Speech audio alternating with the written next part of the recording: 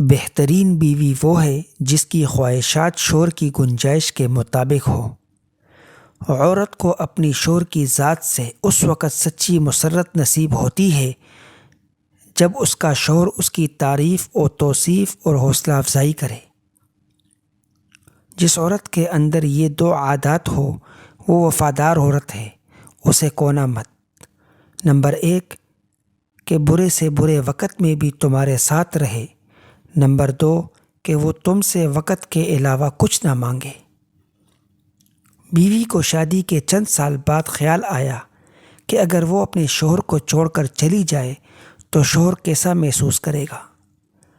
اس نے ایک کاغذ پر لکھا، اب میں تمہارے ساتھ اور نہیں رہ سکتی، میں اب بور ہو گئی ہوں، گھر چھوڑ کر جا رہی ہوں ہمیشہ کے لیے۔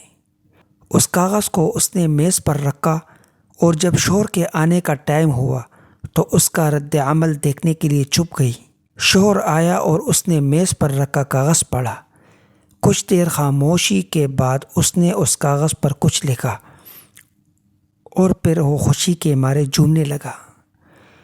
پھر اس نے کسی کو فون کیا اور کہا، آج میں آزاد ہو گیا۔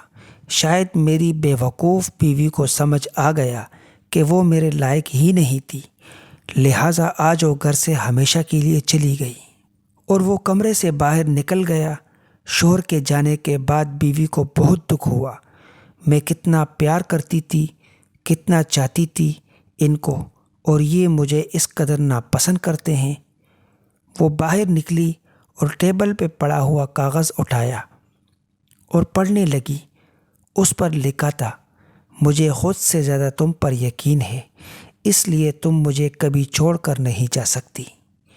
مجھے پتہ ہے تم یہی کہیں ہو، میری زندگی میں خوشیاں تیرے آنے سے ہے، آدھی تجھے ستانے سے، آدھی تجھے منانے سے۔